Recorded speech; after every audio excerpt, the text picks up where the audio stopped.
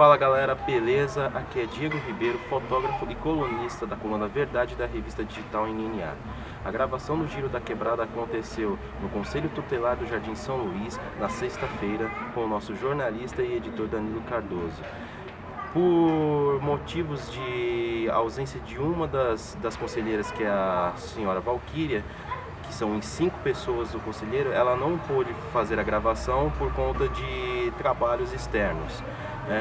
Antes que você veja o vídeo e interprete de uma maneira errônea, aquilo é de caráter informativo e que todas as opiniões que foram dadas sobre a atual situação que acontece nos conselhos tutelares, beleza? Assim como nas minhas fotos, verifiquem e analisem, beleza? Como digo, não importa o que vocês façam, ninguém vai impedir vocês. Até mais. No matter how hard you try, you can't stop us now. No matter how hard you try, you can't stop us now. E aí galera, mais uma vez estamos aqui hoje para mais uma entrevista do canal NNA, o Giro da Quebrada, onde as entrevistas rolam sem frescura. Eu sou o jornalista e editor Danilo Cardoso e estou aqui hoje, pela graça do bom Deus, com o colegiado aqui do Conselho Tutelar de São Luís, né? Aqui está o senhor Jaime, Beth, Dona Vila e Dona Il, né? Que os seus apelidos populares aqui são pessoas que geralmente lutam pelas causas sociais e também pelo bem-estar da criança e do adolescente da região do Jardim São Luís, Zona Sul de São Paulo. Eu queria falar um pouco hoje, né, sobre a abordagem que eu quero falar um pouco, rapidamente, sobre a realidade do Conselho Tutelar hoje aqui da região. Né? Eu vou começar abrindo a pergunta para a Dona Vila, as minhas duas primeiras perguntas. A primeira pergunta, né, eu já quero ser um pouco abusado, é o que você acha da redução da maioridade penal como conselheira tutelar? O que você tem para falar para mim? O que você acha disso? Da redução? Olha, sinceramente, essa situação não é nada fácil, né? Essa redução penal. Porque os adolescentes, eles estão querendo fazer muito que eles ficam à vontade. E se reduzir, vai ficar bem mais fácil, né? A segunda pergunta que eu queria fazer é referente às ocorrências aqui que acontece. Qual a mais complicada que a senhora abordou? Assim, que você falou realmente ia ser complicada. A situação de abuso sexual, a situação de maus tratos. Nós temos muita ocorrência sobre esse caso. E também a falta de abrigo, nós estamos com muito problema de ficar com adolescente aqui no conselho, porque a gente não temos alimentação, uma fase que a gente está passando muita dificuldade mesmo nesse sentido.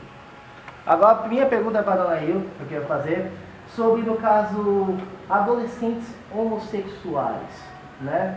Eu queria falar essa abordagem porque como, por exemplo, vocês lidam com pais às vezes querem prender os filhos por serem homossexuais? A senhora já passou por um caso desse aqui? Já. Porém, a gente tenta, da melhor maneira possível, garantir o direito dessa criança ou desse adolescente e explicar para os pais que eles são filhos, eles precisam de amor e de carinho. E o respeito, se ele não tem dentro de casa, na rua é mais difícil ainda. Então tem que existir o amor em primeiro lugar. E a gente consegue, a gente encaminha muitas vezes, né, para psicólogos, mais precisamente para os pais, porque quando o pai não aceita é mais difícil. A segunda pergunta que eu queria fazer é sobre se vocês têm alguma parceria com alguma entidade privada ou pública para esse serviço de prestação social. Nós temos a pública, a gente encaminha, a gente tem psicólogos na rede pública. Nós temos o CREAS que a gente encaminha, mas muitas vezes tem coisas que voltam para a gente. Tudo que a gente pode fazer, a gente faz. Nós encaminhamos a família, não sai ninguém do conselho sem um encaminhamento.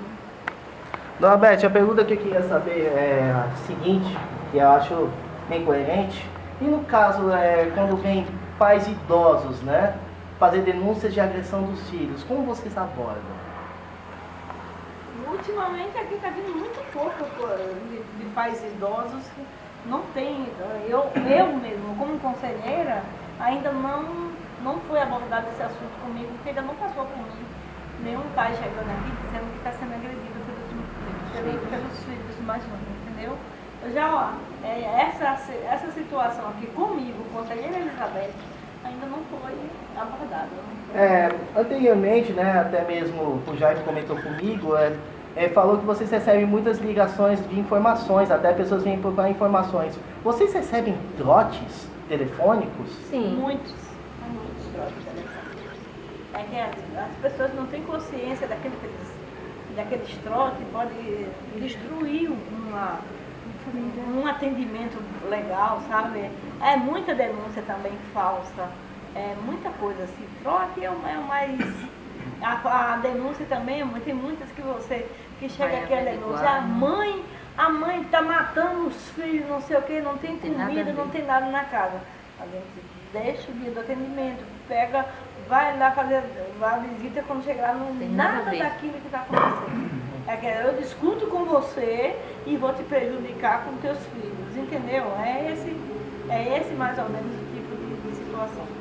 Jaime, minha primeira pergunta no caso aqui, vem muitos jovens ou até mesmo crianças denunciar os próprios pais por violência doméstica ou até abuso sexual dos próprios filhos? Tem bastante, você teve bastante casos de adolescente vir sozinho e eles mesmos fazem a denúncia para nós.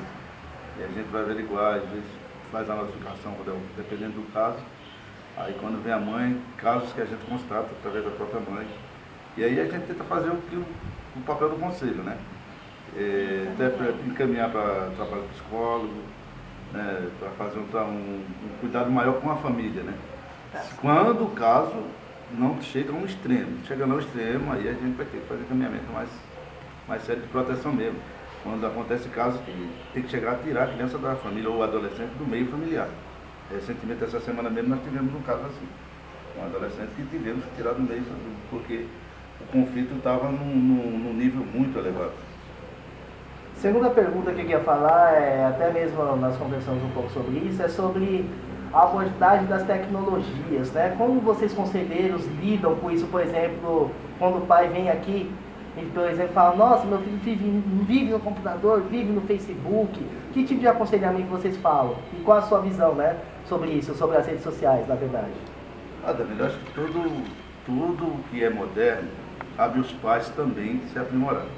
Eu costumo falar isso, a gente aqui no conselho a gente conversa muito sobre isso, e eu costumo dizer que o maior vilão, em termos de mediático, seria a televisão hoje. Por quê?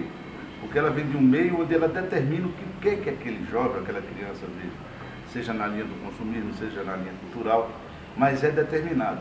Já na linha informática, você busca o que a informação que você quer, você busca o preparo, Então, quer dizer, eu falo muito para as mães que, como eu vejo que a nossa geração, eu digo a minha geração, né, sou jovem, mas tenho um tempinho de vida, aí essa geração ela é um pouco, ela é primitiva na questão informática. Eu sou, muitos de nós somos. Mas temos que ter coragem. Eu falo muito para a mãe, crie seu Facebook, põe seu filho, para você saber o diálogo que ele está tendo. E você já aperfeiçoar também, porque é moderno você saber como usar. Tem seu lado negativo? Tem. Nem sei se é negativo, é o lado opcional. Né? E mas você pode requerer. É tanto que a gente até brinca, né? Tudo que você tiver dúvida, tem lá, põe no Google, aí você vê lá, tira a sua dúvida. Então, é os pais saber usar isso como ferramenta de diálogo. Porque os filhos estão usando bem, eles brincam porque eles têm. E você só consegue trabalhar com ele quando você tem conhecimento do que você vai falar. Quando você não tem, você fica, né, refém do próprio dele. E aí se perde, né, na formação, porque acaba o filho tendo mais conhecimento do que os pais. Com certeza. Algum de vocês querem fazer uma consideração final? Né? Querem deixar uma mensagem para os pais, filhos, até os moradores do bairro? Sobre o conceito tutelar? Até para falar da companheira, eu acho que ela... porque é o seguinte, nós como conselheiros temos conversado muito sobre a questão da redução da maioridade penal. Né? Acho que pode ser que a Vilanice tenha sido mal interpretada numa fala dela, porque ela falou que ajuda no sentido do controle, não é a redução. Claro. Porque nós, quanto conselheiros, como a própria Vilanice falou, o abuso que tem, a negligência que essa geração, as crianças e adolescentes sofrem. Então, quer dizer, penalizar eles quando nem conseguimos dar atenção é injusto, muito injusto socialmente falando. Então, em primeiro lugar, quanto o Estado tem que fazer a atenção dele. O Estado tem que fazer o quê? O quê? A pátria é a mãe, então a mãe cuida dos seus filhos. Com certeza. E a mãe, quando esses filhos não se comportam direito, aí a mãe pune. Mas a pátria mãe está devendo muito. Então, quando a gente pega que o nosso território está na faixa de 350 mil habitantes e a gente tem um número de negligência que a gente se depara, e em muitos casos você fala, não, tem casos que é da família, tem, mas muitos casos refletem na família porque houve uma falha lá atrás. O Estado deixa a sua falha. Então, quer dizer, a gente tem que combater primeiro nossos erros. Eu, para poder repreender meu filho, eu tenho que ver se eu tenho para ele a condição para ele não cometer o delito. Não estou aqui justificando crimes, não é isso. Acho que todo crime, todo ato criminal, ele tem que ser punido. Claro. Mas, em primeiro lugar, não resolvemos, alguém que está levantando a bandeira da redução da maioridade penal, não está nem discutindo os presídios atuais. Os presídios atuais estão superlotados, não tem nem estrutura para quitar, e estão querendo colocar nossas crianças mais ainda no meio. Olha, vai ajudar em quê? E outra, já tem uma coisa também que já foi muito bem levantado, que uma criança numa escola sai muito mais barato para o Estado do que na cadeia, na prisão. Por que esse interesse de prender? Então acho que se cuidar, se a gente tivesse mais espaço, nós aqui do Conselho Tutelar, se a gente tivesse mais campo para mandar muitos jovens, para nós seria ótimo. Por exemplo, citar uma coisa que é legislativo nosso, foi aprovado no nosso país, faz parte, educação musical nas escolas. Eu não conheço nenhuma escola do Estado que tenha professor de música ainda, pelo menos na nossa região. O CEL. Ah, tem o CEL. O CEL que é aquele negócio, o CEL porque é Centro de Educação Unificado. Mas escolas não tem. Então, ou seja, o CEL foi criado já totalmente com essa estrutura. É para isso mesmo. Então, quer dizer, o Estado não está fazendo a sua parte, gente. Então, quando eu sei que tem um deputado aí que ele está, eu presenciei alguns outdoor, mas eu gostaria que alguém conversasse com esse senhor. Eu vou falar o nome dele, que ele é deputado, ele não está escondendo de ninguém. É o senhor Campos Machado. O senhor Campos Machado, ele está com outdoor e tudo, puxando. Ele deve ter os seus motivos, tudo bem, eu estou colocando os meus e estou pronto para um debate. E eu acho que ele tem que pôr isso na sociedade. Primeiro é o seguinte, quem está negligenciando o direito de quem? Quando eu falo, quando um jovem, um adolescente assassina alguém, ele tem que ser punido, tem. Ele assassinou. Só que é o seguinte, ninguém para discutir como aquela arma chegou na mão dele. É esse fato que eu quero chegar, gente. Como a arma chega na mão de um garoto de 14, 15 anos. 12. Às vezes 12. 11, 10. 11, que já é criança. Então essa discussão acho que a sociedade tem que fazer. Em primeiro lugar, nós estamos querendo jogar nossa responsabilidade nas costas deles. Porque os pais que estão, são pais de casa, é o Estado violando. Então essa arma chega, algum adulto passou.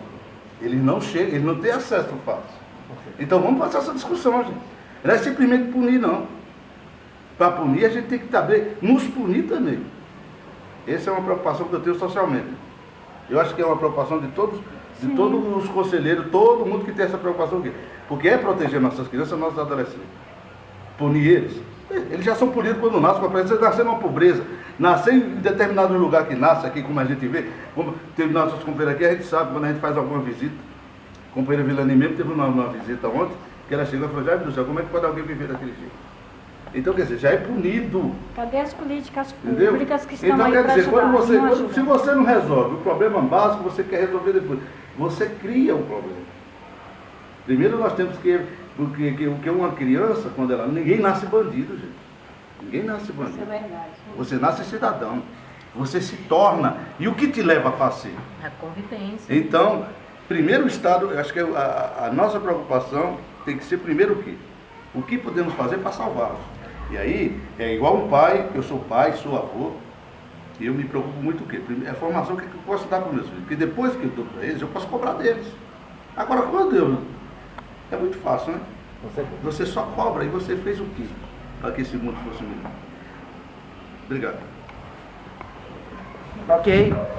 Obrigado, seu Jaime. Eu queria agradecer ao Conselho Tutelar, agradecer também a esse colegiado maravilhoso por essa entrevista maravilhosa que vocês nos deram.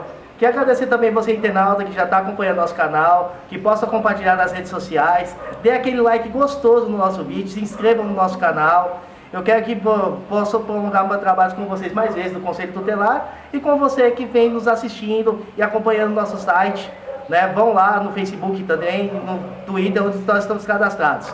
Então, dê aquele joinha, galera, aquele abraço e lembre-se, não importa o que vocês façam, ninguém pode impedir vocês. Aquele abraço.